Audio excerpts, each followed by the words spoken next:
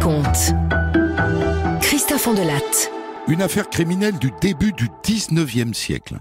L'enquête sur la mort de deux jeunes bourgeois parisiens qui s'appelaient Hippolyte et Auguste Ballet en 1822 et 1823. Une histoire restée célèbre sous le titre de l'affaire Castin. C'est une affaire, je vous le dis tout de suite, absolument extraordinaire. Un crime totalement machiavélique. Et pour le débrief tout à l'heure, j'ai invité le professeur Frédéric Chauveau. Bonjour monsieur Chauveau. Bonjour. Vous êtes professeur d'histoire contemporaine à l'université de Poitiers. Vous êtes un spécialiste de la chose criminelle du 19e siècle et notamment de la médecine légale et des poisons. Et j'aurai donc besoin de vous juste après mon récit que voici. C'est une histoire que j'ai écrite avec Thomas Oudouard, réalisation Céline Lebras. Europe 1, Christophe Ondelatte.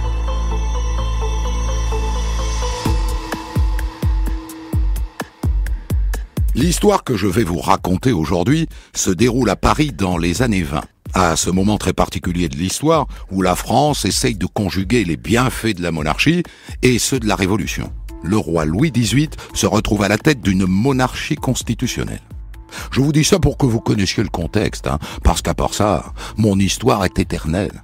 Elle se soucie comme de la guigne des choses de la politique. Elle aurait très bien pu se dérouler quelques années avant sous Napoléon, ou beaucoup plus tard sous Emmanuel Macron, puisque c'est l'histoire d'un homme qui en tue un autre et même deux, juste pour de l'argent, pour leur soutirer leur fortune. C'est le plus courant des crimes. Et si l'histoire a retenu ce crime-là, c'est parce qu'il se déroule dans la haute, chez les fils à papa de la bourgeoisie parisienne au début du 19e siècle. Alors voilà comment ça commence. Le 1er juin 1823, un jeune homme de bonne famille, Auguste Ballet, meurt dans son lit dans une chambre de l'auberge de la Tête Noire à Saint-Cloud près de Paris. Il est arrivé la veille avec un de ses amis, ils ont pris une chambre, ils sont allés se promener, marcher, prendre l'air. Ils sont rentrés, ils ont dîné à l'auberge, tous les deux.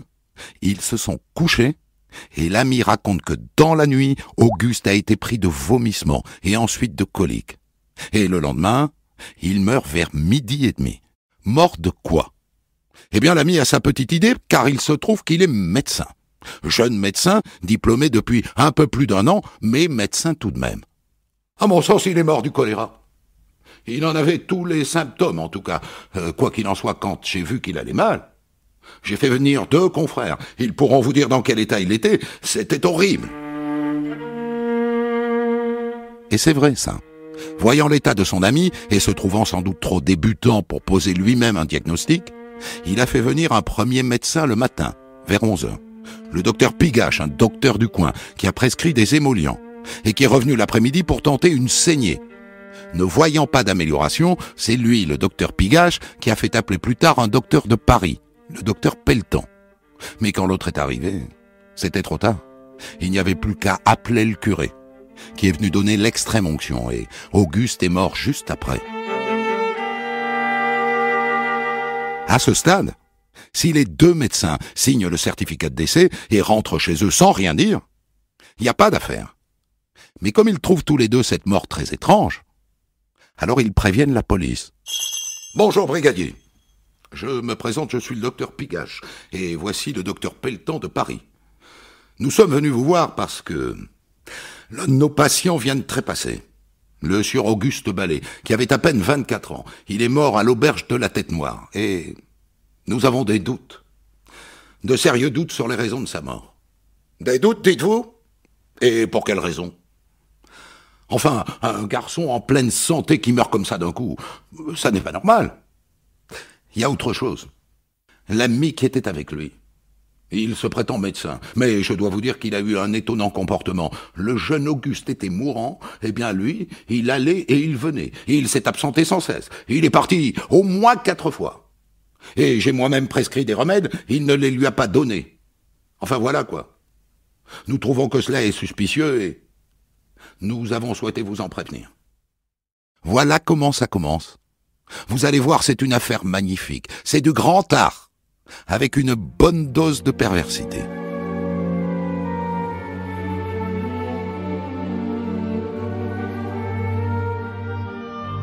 Et donc une enquête commence. qui consiste d'abord à reconstituer l'emploi du temps des deux amis à partir du moment où ils débarquent à l'auberge de la Tête Noire. L'aubergiste est interrogé. « Bah écoutez, ils ont passé la journée à se promener, sans doute, enfin je les ai point vus. Ils sont rentrés pour dîner, ensuite ils sont ressortis, ils sont revenus 2 heures plus tard et là nous ont commandé une demi-bouteille de vin chaud. Vous leur avez servi ce vin chaud ici ? Ah non, non. Ils ont demandé qu'on leur monte dans la chambre. C'est notre servante qui leur a monté. Je me souviens qu'ils ont dit qu'il fallait pas rajouter de sucre, qu'ils avaient leur propre sucre. C'est pas courant, ça. Mais bon, voilà. Et ensuite, vous les avez revus ? Ah bah oui, dans la nuit. L'autre là, son ami. Il nous a réveillés à 4 heures du matin, le saligo. Il a dit qu'il avait une insomnie, il a demandé à ce qu'on lui ouvre la porte, il voulait aller se promener. 4 heures du matin, dites-vous. Et à quelle heure est-il rentré ? Ah bah, il est rentré vers les 8 heures. Là, il a vu que le sieur Auguste n'allait vraiment pas bien. Il nous a demandé du lait froid. Ma domestique l'a monté dans la chambre, et puis il est ressorti longtemps, au moins 3 heures. Et quand il est revenu, il a demandé qu'on appelle un docteur. Ainsi donc l'ami du mort s'est absenté plusieurs fois. Entre le moment où Auguste commence à donner des signes de faiblesse et le moment de sa mort, il s'absente 4 fois. Et pourquoi faire ? Et qui est-il, cet ami ? C'est un jeune bourgeois parisien, un jeune médecin de 27 ans, Edmé Samuel Castin. Et il est vraiment médecin, hein, depuis 1 an. Alors pourquoi ne soigne-t-il pas lui-même son ami ? Le docteur Pigache raconte par ailleurs que quand il a demandé qu'on lui montre les évacuations du malade, ses excréments, autrement dit, il ne les avait plus, il les avait jetés, il avait évacué les évacuations. Très étonnant de la part d'un médecin qui doit bien savoir que l'observation des évacuations est essentielle pour un diagnostic, en tout cas en 1823.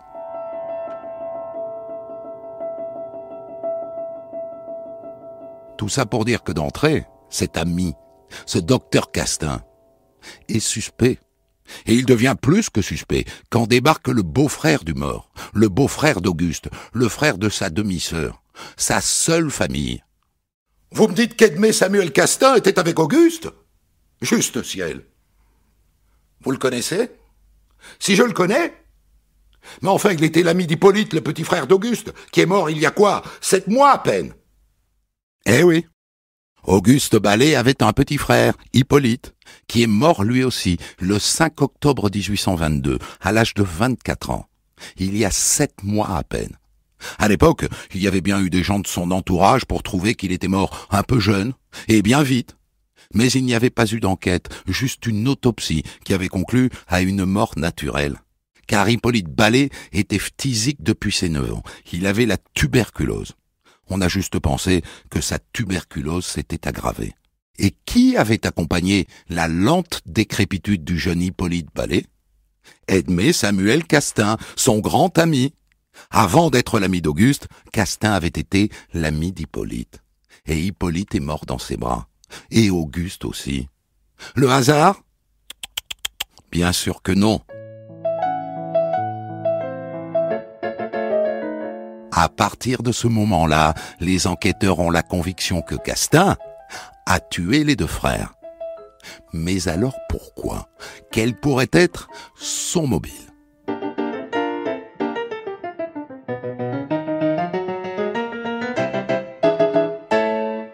Le mobile, on commence à l'entrevoir quand on s'aperçoit qu'Auguste et Hippolyte étaient riches, très riches. Ils ont hérité de 260 000 francs de leurs parents. C'est considérable. Ils se sont partagés le magot familial. Quand Hippolyte est mort en octobre, qui a hérité de sa part du magot ? On a cherché un testament. On pensait qu'il y en avait un.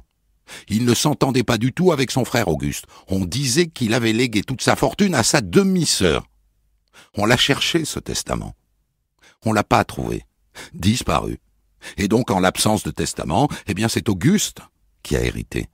Auguste qu'on vient de retrouver raide mort à l'auberge de la Tête Noire, où il prenait du bon temps avec son ami le docteur Castin. Vous commencez à entrevoir le scénario qui se profile ? C'est du billard à 3 bandes. C'est un crime de génie. Le jeune docteur Castin tue son ami Hippolyte. Puis il devient le grand ami de son frère Auguste qui hérite, et il le tue à son tour. Il ne manque qu'une seule pièce du puzzle. Qui hérite d'Auguste maintenant qu'il est mort? Il semble qu'il y ait un testament. Alors.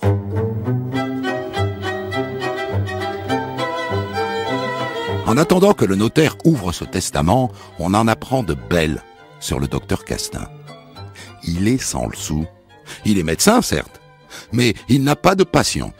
Il paraît qu'il ne soigne que les pauvres. Le problème, c'est qu'il a charge d'âme. Un jour, il est allé au chevet d'une patiente, une veuve. Il s'en est amouraché et il lui a collé 2 marmots. Une veuve. Je peux vous dire que dans ces années-là, c'était très mal vu. Dans une lettre à sa femme, juste avant cette affaire, il écrit « J'aimerais t'offrir une existence digne d'une âme comme la tienne. J'ai un si grand besoin que la fortune me favorise. » Il a besoin d'argent. Le mobile se précise.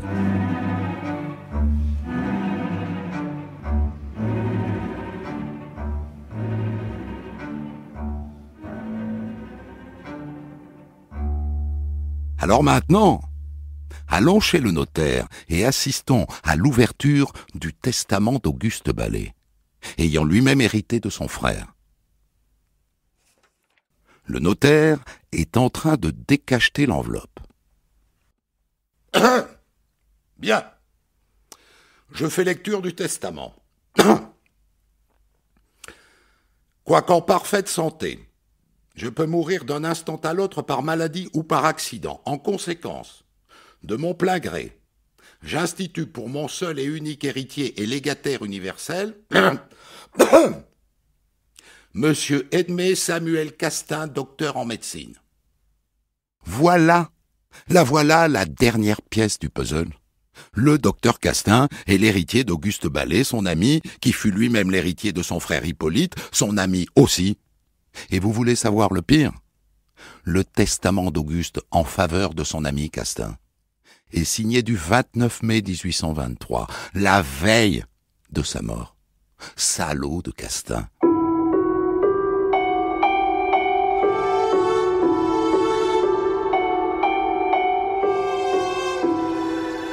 Pour boucler cette enquête, il reste à répondre à une question. Comment les a-t-il tués tous les deux, l'un après l'autre? Et ça passe par une deuxième question restée en l'air jusqu'ici. Pour quelle raison est-ce que le docteur Castin, diplômé de la faculté de médecine de Paris, n'avait pas de patient, n'avait pas de cabinet, n'avait pas de revenus? Eh bien, c'est qu'il avait autre chose à faire.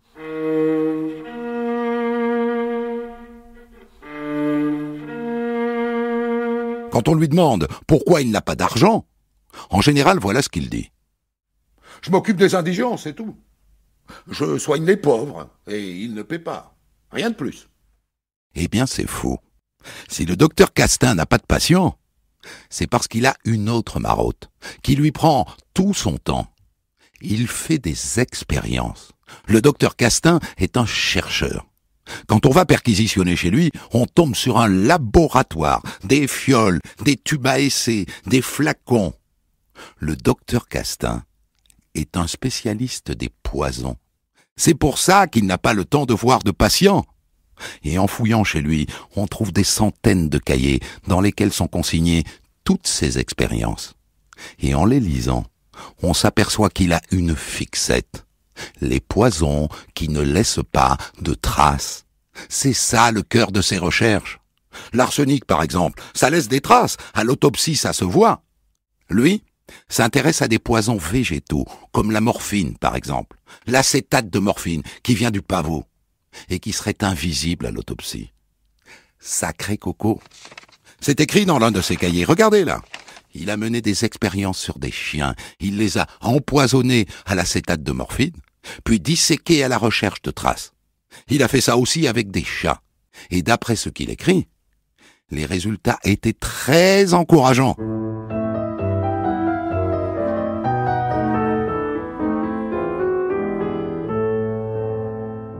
Alors a-t-on retrouvé du poison, des traces de poison, dans le corps d'Auguste? On a fait une autopsie, bien sûr. C'est le docteur Balzac de Saint-Cloud qui s'en est chargé. J'ai son rapport sous les yeux, je vous le lis? Rien ne peut appuyer la présomption que les accidents qu'a connus la victime aient été produits par l'emploi d'un poison végétal. On a montré en tout ce cadavre à près de 10 médecins. Tout ce qu'ils savent dire, c'est « Il est mort sans nul doute d'une congestion cérébrale. » Ah bon? Mais provoquée par quoi? Vous savez, les phénomènes cadavériques observés sur le corps de M. Ballet se rencontrent très fréquemment dans les cadavres d'individus morts de maladie. Et il n'y a rien de différent. Est-ce que les poisons végétaux tels que l'acétate de morphine pourraient provoquer une congestion cérébrale? Oui, oui. 3 poisons peuvent produire de tels effets cadavériques. À ma connaissance, il y a l'émétique, il y a effectivement l'acétate de morphine et il y a la strychnine. Mais vous ne pouvez pas affirmer qu'on a employé l'un de ces poisons pour le tuer, n'est-ce pas? Non, on a pu en employer. Mais ce peut être une maladie, seulement une maladie. Le docteur Castin aurait-il découvert le poison parfait, le poison imparable, le poison qui ne laisse pas de traces? C'est possible, c'est même très probable. Mais pour l'instant, on manque de preuves.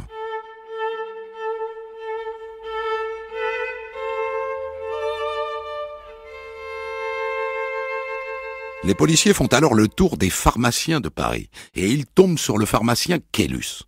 « Bonjour docteur, avez-vous vendu ces derniers temps de l'acétate de morphine ?»« Ah oui, oui. Ça n'est pas si courant, mais nous en vendons, oui. Laissez-moi voir mes registres. J'ai vendu 10 grains d'acétate de morphine le 18 septembre de l'année dernière. Ah ah. Avez-vous gardé une trace du destinataire? Oui, oui, oui. J'ai là une ordonnance. Une ordonnance du docteur Edmé Samuel Castin. 3 semaines. 3 semaines avant la mort d'Hippolyte Ballet, il achète de l'acétate de morphine. Ah! Attendez, je lui ai aussi délivré de l'acétate au mois de mai de cette année. Oui, oui, oui, oui. Au mois de mai? Auguste est mort le 30 mai.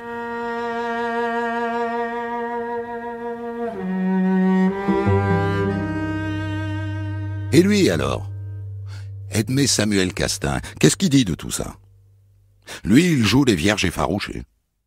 Je suis chercheur, voilà tout, et les poisons ne sont qu'une partie de ma recherche. Il est normal de travailler sur les marques que font les produits sur le corps, non? Vous n'avez pas empoisonné les frères Ballet? Mais pas du tout. Ils sont morts tous les deux de maladie. Edmé Samuel Castin va s'accrocher à cette position jusqu'au bout. Il n'y aura rien d'autre à en tirer. Alors on fouille encore et on tente de remonter le chemin des héritages. En recoupant les témoignages, les policiers découvrent un scénario absolument abject. Ils trouvent plusieurs témoins, des domestiques, des amis, qui jurent qu'Hippolyte, qui avait la tuberculose, je vous rappelle, avait fait un testament. Il m'en avait parlé. Il me l'avait montré. Je l'ai vu. Il désignait sa sœur comme légataire universel. Et il ne souhaitait pas léguer sa fortune à son frère Auguste, qu'il n'aimait pas depuis l'enfance. Or, ce testament, vous vous souvenez qu'on ne l'a pas retrouvé? Eh bien, c'est Castin qui l'a subtilisé. Mieux que ça. Le corps de son ami Hippolyte était à peine tiède, Castin a pris contact avec Auguste pour lui monnayer le testament. 100 000 francs. On a retrouvé 70 000 francs sur son compte en banque et 30 000 sur celui de sa mère.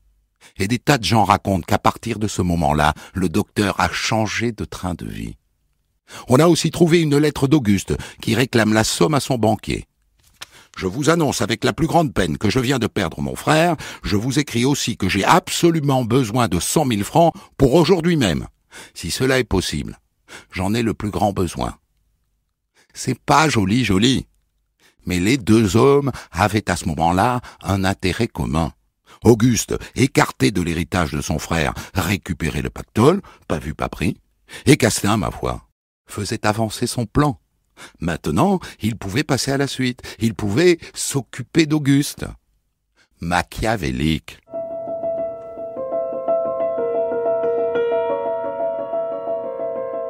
L'enquête se termine. Et voilà donc le scénario des crimes retenu par le procureur Bellard après avoir entendu des dizaines et des dizaines de témoins au cours de l'enquête qui a duré 5 mois. Le docteur Castin est d'abord l'ami d'Hippolyte, qu'il a connu à l'université. Il est aussi son médecin. Et la santé d'Hippolyte se dégrade d'un coup. Il meurt en 4 jours et pendant ces 4 jours, le docteur Castin est omniprésent à ses côtés, 24 heures sur 24. Il le choit, il le dorlote, il déjeune et il dîne avec lui et en vérité, il l'empoisonne à petit feu. Hippolyte meurt. Quelques minutes après sa mort, le docteur Castin envoie une missive au frère du défunt, Auguste. Il lui propose de lui vendre le testament qui le déshérite, 100 000 francs. Auguste accepte, il donne l'argent à Castin, et dans la foulée, il hérite de son défunt frère. À partir de ce moment-là, Castin se débrouille pour devenir immédiatement l'ami, le grand ami d'Auguste. En quelques semaines, ils deviennent si proches que l'autre le désigne par testament comme étant son héritier. Il en a fallu de la fourberie pour arriver à ça, parce que contrairement à Hippolyte, Auguste n'est pas malade. Il est jeune, il a 24 ans. Il n'a aucune raison de rédiger un testament. Castin déploie des trésors de persuasion pour le convaincre. Auguste rédige d'abord un testament holographe qui traîne chez lui dans un tiroir, et finalement, il va le déposer chez un notaire le 29 mai 1823.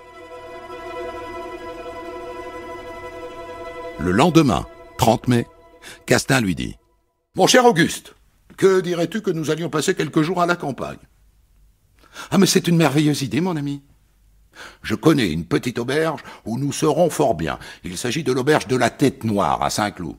Allons-y dès ce soir. » Ils y vont en voiture à cheval. Ils arrivent à l'auberge, l'aubergiste leur donne une chambre à 2 lits. Le lendemain, ils se promènent tous les deux toute la journée. Ils rentrent dîner à l'auberge et vers 9 heures du soir, Castin demande à l'aubergiste. « Aubergiste, soyez gentil de nous monter du vin chaud, mais n'y mettez pas de sucre, nous avons apporté le nôtre. » Ça, c'est une astuce, c'est un prétexte pour sucrer le vin chaud lui-même et y glisser à l'occasion le poison. Problème, ce poison, sans doute de l'acétate de morphine, est très amer, très amer. Alors Castin rajoute du citron pour dissimuler l'amertume. Mais du coup, le breuvage est infect. « Oh mon ami, quelle horreur votre boisson! Vous avez mis trop de citron, enfin, c'est infect, je ne peux pas le boire. » Raté! Auguste n'en boit qu'un demi-verre. Suffisamment pour le rendre malade, mais pas assez pour en mourir. Et là, le bon docteur n'a plus de poison pour finir le travail. Du coup, vers 4 heures du matin, il se lève, il se fait ouvrir la porte de l'auberge, il dit qu'il va se promener, il ment. Il prend une voiture à cheval et il se rend à Paris.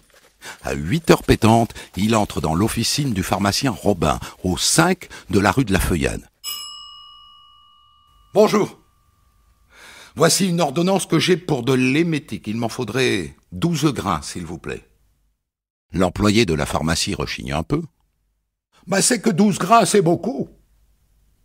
Puis-je vous demander quel usage vous comptez en faire ? » C'est pour faire un lavage, selon la méthode du docteur Castin. L'employé ne connaît pas, alors il les lui donne. Castin est venu chercher du poison pour finir le sale boulot. Et ensuite il va toquer à une autre pharmacie, place du Pont-Saint-Michel, la pharmacie du docteur Chevalier qu'il connaît un peu. « Bonjour, cher monsieur. Bonjour. Auriez-vous l'amabilité de me délivrer un demi-gros d'acétate de morphine ? » « Ah, mais c'est une sacrée quantité, docteur.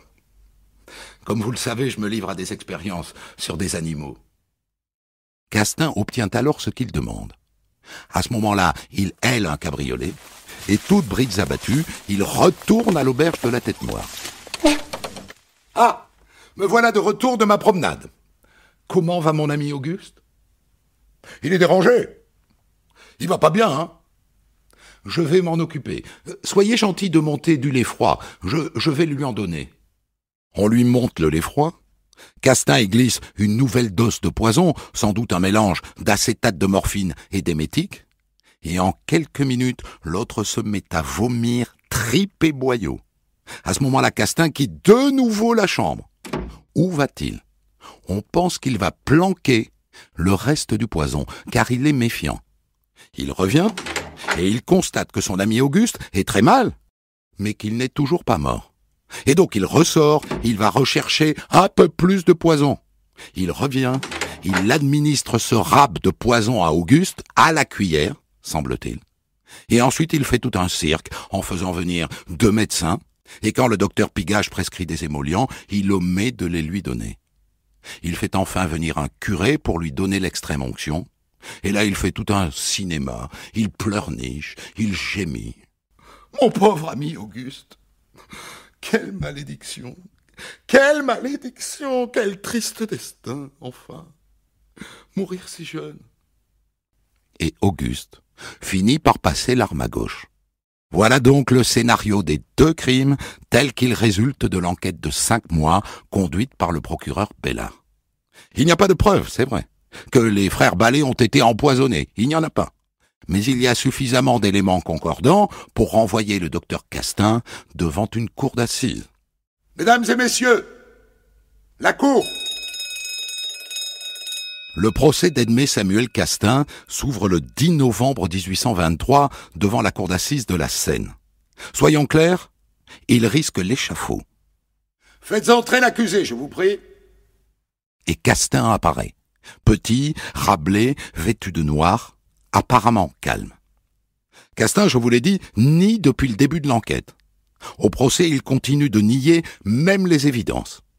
Monsieur Castin, vous vous levez à 4 heures du matin pour vous rendre à Paris, où vous achetez successivement de l'acétate de morphine et de l'émétique chez 2 pharmaciens. Pourquoi faire, monsieur? Eh bien, il y avait des chats qui empoisonnaient la vie de l'auberge. Ils faisaient tellement de bruit que nous ne pouvions pas dormir. Je suis donc allé acheter du poison pour en débarrasser l'auberge.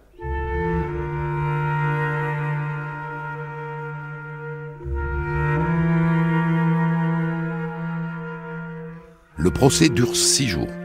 Le président de la cour d'assises fait défiler 93 témoins. Les jurés se retirent pour délibérer pendant 2 heures, c'est beaucoup pour l'époque.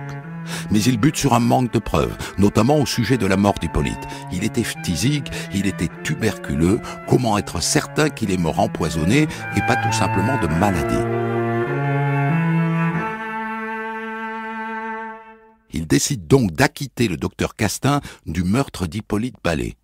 Mais concernant le vol du testament et l'empoisonnement d'Auguste, ils n'ont aucun doute.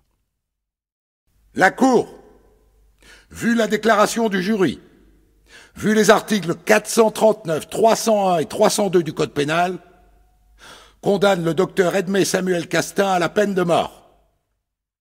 Le président se tourne alors vers Castin et lui demande de commenter sa peine. Je marcherai avec délice à l'échafaud, vous savez, parce que ma conscience ne me reproche rien. Vous avez voulu la mort, messieurs. Je suis prêt à mourir. Me voici. Il tente néanmoins de se pourvoir en cassation. Demande rejetée. L'exécution est programmée pour le 6 décembre 1823.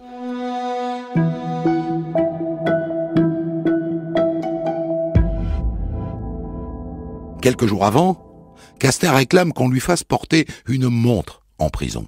Une montre de famille à laquelle, dit-il, il tient beaucoup. Le directeur de la prison, méfiant, examine la montre sous toutes les coutures. Et vous savez ce qu'il trouve, planqué dans une double épaisseur? Du poison. Le docteur Castin a voulu s'empoisonner pour échapper à la guillotine. En vain. Le samedi 6 décembre, on le réveille à 7 heures du matin. Il écrit une longue lettre à sa maîtresse, la veuve. Il se confesse très longuement auprès de l'abbé Montès. Il avale un potage, il boit du vin, et à 2 heures de l'après-midi, on le conduit en place de Grève, où l'attend une petite foule venue assister à son exécution. On le hisse sur l'échafaud. Pendant 4 minutes, il prie à genoux. À 2h25, le couperet tombe.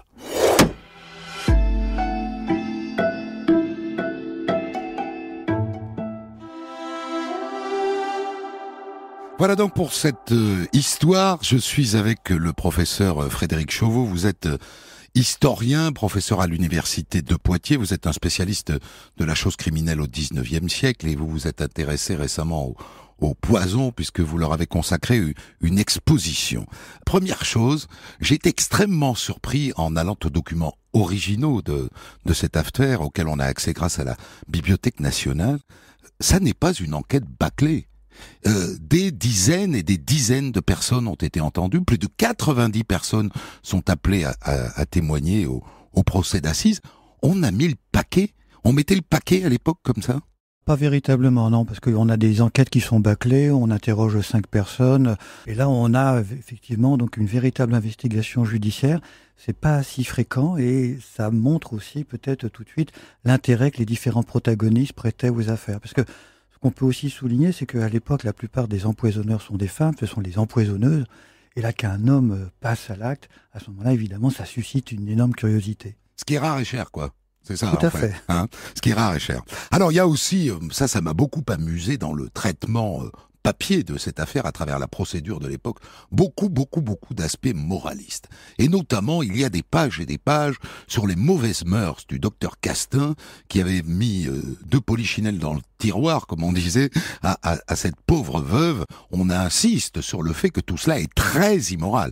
La morale compte beaucoup, hein. C'est un élément qui est essentiel. Le procureur général dit il avait une très mauvaise conduite. La preuve, il avait une maîtresse et 2 enfants. Oui. Et donc, on a toute une série d'éléments comme ça qui relèvent effectivement du jugement de valeur, de la morale, des présupposés. Et on s'aperçoit aussi que le fait qu'on trouve assez vite un mobile, et que ce mobile soit assez classique, que ce soit l'argent, constitue presque une preuve. Comme si, au fond, la démonstration qu'il y avait un mobile suffisait à en faire une preuve, faute d'autres preuves. Je me trompe ?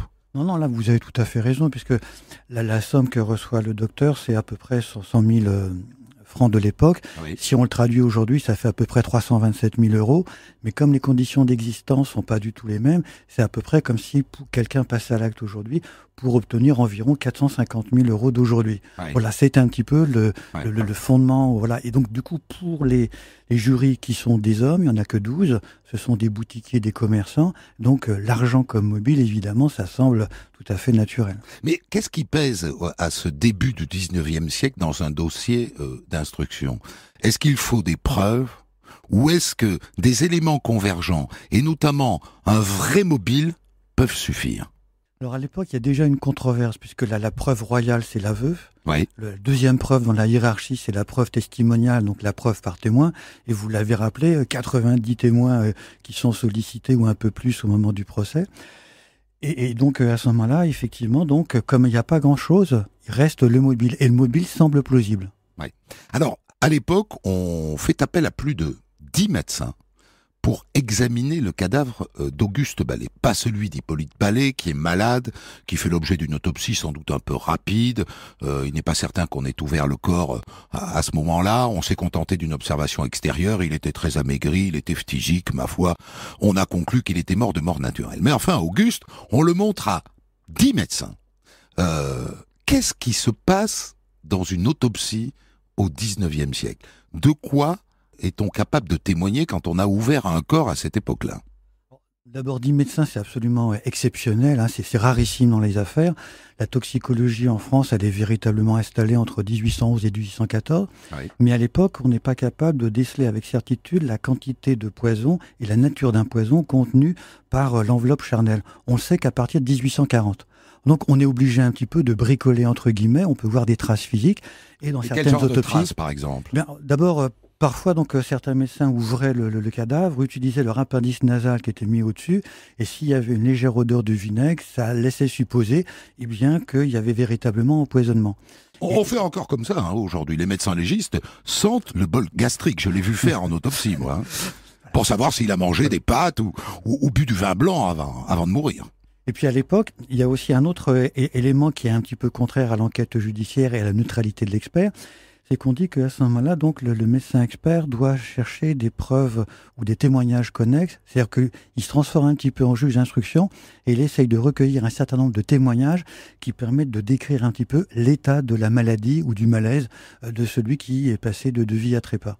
Alors, Si je ne me trompe, pour avoir raconté quelques affaires du XVIIIe et du début du XIXe siècle, dans ces années-là, le poison le plus employé, c'est l'arsenic. Mais l'arsenic, je crois me souvenir que les médecins légistes arrivent à le détecter. C'est ça le contexte ? L'arsenic est détecté à partir de 1840.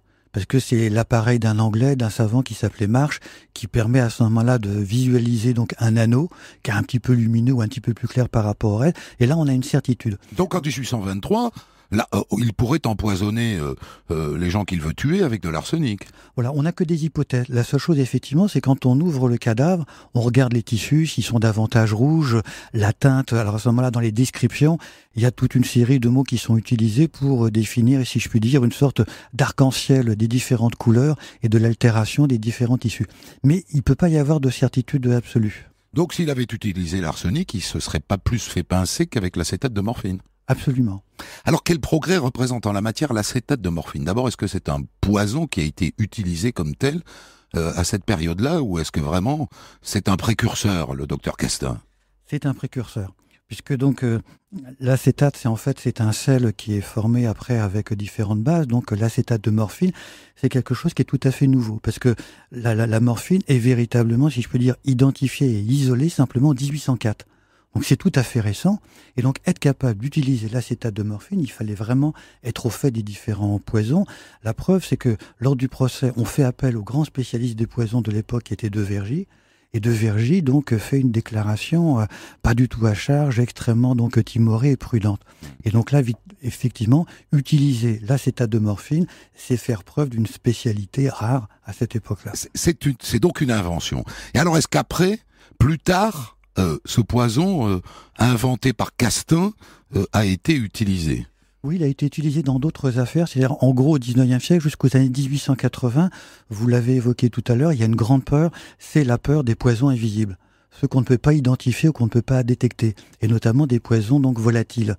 Et effectivement, donc au moins jusqu'aux années 1870-1880, eh bien, on suspecte éventuellement l'utilisation de la morphine, mais on n'a pas de certitude absolue. Est-ce qu'on peut imaginer que c'est ayant lu le compte-rendu du procès Castin que les empoisonneurs de la fin du 19e utilisent l'acétate de morphine ? On peut imaginer que c'est compte rendu du procès, ou plutôt qu'ils ont lu Alexandre Dumas et qu'à ce moment-là, ça leur a donné des idées. Parce qu'à l'époque, on racontait les procès dans le détail beaucoup plus qu'on ne le fait aujourd'hui. Il y avait des journaux qui étaient imprimés spécialement, distribués dans toute la France. Ça partait par calèche, et à Marseille, 4-5 jours après, on pouvait avoir le compte-rendu d'un procès qui se tenait à Paris. Tout à fait. À l'époque, on a aussi des complaintes qui sont diffusées un petit peu partout en France. Ce sont des chants, des chansons. Des chants, mais aussi parfois avec des textes. Et certaines complaintes sont illustrées par des croquis pris à la hâte sur la scène d'exécution. Oui. Mais le premier grand périodique judiciaire qui donnera des idées après à Maupassant, eh bien, c'est 1825. C'est la Gazette des tribunaux. Oui. Et donc, entre 1823 et 1825, il y a un flottement. Et donc, la publicité du procès pâtit un petit peu de cette presse qui est embryonnaire. Alors, quel est le rôle de l'émétique ? Parce qu'il va donc acheter 12 grains d'émétique entre le moment où il tente d'empoisonner Auguste et le moment où il trépasse vraiment. L'émétique, j'ai regardé un peu ce que c'était sur Internet, il est écrit que c'est un vomitif. Ça n'est pas un poison en tant que tel. Et là, effectivement, ça c'est une des curiosités du procès, puisque logiquement, quand quelqu'un va régurgiter, notamment donc l'acétate de morphine, à ce moment-là, il ne peut pas véritablement être empoisonné. Et les deux avocats qui vont se succéder vont utiliser cet élément-là comme argument en disant « là, c'est contradictoire. Si c'est un spécialiste des poisons, eh bien, il ne va pas procéder de la sorte. » Oui, c'est-à-dire que s'il prend de l'émétique avec l'acétate de morphine, la chance est qu'il régurgite avant que l'acétate ait imprégné le corps. Que ce soit l'accusation ou la défense, tout le monde a dit que pour que la morphine puisse être efficace, il fallait qu'il y ait digestion. Et donc, ça peut durer entre 30 minutes et puis 12 heures. Mais il faut qu'il y ait un temps de digestion que l'on puisse constater. Et là, effectivement, l'alliance des deux produits, c'est contradictoire. L'empoisonnement aujourd'hui est quelque chose qui a quasi disparu, sauf si on retient les benzodiazépines, c'est-à-dire les somnifères qui sont encore couramment utilisés pour tuer quelqu'un. Mais le poison en lui-même n'est plus utilisé. Jusqu'à quand est-ce qu'on utilise le poison dans le crime et quand est-ce que ça s'arrête et pourquoi ? Disons qu'il y a eu une thèse de droit qui a été soutenue donc au 19e siècle qui montre que majoritairement en chiffre absolu, il y a davantage de femmes que d'hommes. Et pourquoi ça d'ailleurs ? Parce qu'il n'y a que 14% de femmes criminelles par rapport aux hommes. Voilà. Donc les hommes sont majoritairement beaucoup plus criminels que les femmes. Mais du coup, en données brutes, évidemment, en proportion, il y a plus d'hommes. Et donc le poison disparaît parce que il y a une peur que finalement on puisse en détecter les traces et à ce moment-là, ça deviendrait donc une preuve. Mais c'est difficile à préciser. Disons que c'est peut-être dans les années 1950-1960 où ça commence véritablement à disparaître, mais rien ne laisse supposer qu'il y a encore aujourd'hui des poisons dont on n'a pas forcément donc trouvé la trace et qui sont utilisés avec efficacité. Et quand on regarde l'histoire du crime comme ça, 17e, 18e, 19e siècle, début du 20e siècle, il y a une course à l'échalote entre ceux qui imaginent les poisons invisibles et ceux qui apprennent à les détecter. C'est un peu comme le dopage, quoi. Il faut avoir un coup d'avance. Tout à fait. Il y a véritablement donc une course. Et puis au 19e, il faut pas oublier que l'arsenic, par exemple, se trouve partout. Et que des fois, dans une cuisine, entre la farine et puis le pot où on conserve de l'arsenic pour combattre les nuisibles, les rats ou les souris, on peut très bien, donc, par maladresse, faire une confusion. L'arsenic a été le poison le plus employé de l'histoire du crime, on est d'accord ? Ah oui, c'est le véritable best-seller du poison. Ça commence sous Louis XIV, là aussi on est d'accord. La Brinvilliers, c'est de l'arsenic qu'elle utilise. La Brinvilliers, c'est de l'arsenic, mais un certain nombre d'indications laissent supposer que c'est quand même plus ancien encore. Plus ancien que le XVIe siècle, oui. Bien avant. Merci infiniment. Merci d'être passé par ce studio, professeur Frédéric Chauveau. Je rappelle que vous enseignez l'histoire contemporaine. Et le contemporain, c'est 19e et 20e siècle. Hein. Avant, c'est de l'ancienne. Ou de la moderne. Ou de la moderne. Des centaines d'histoires disponibles sur vos plateformes d'écoute et sur europe1.fr.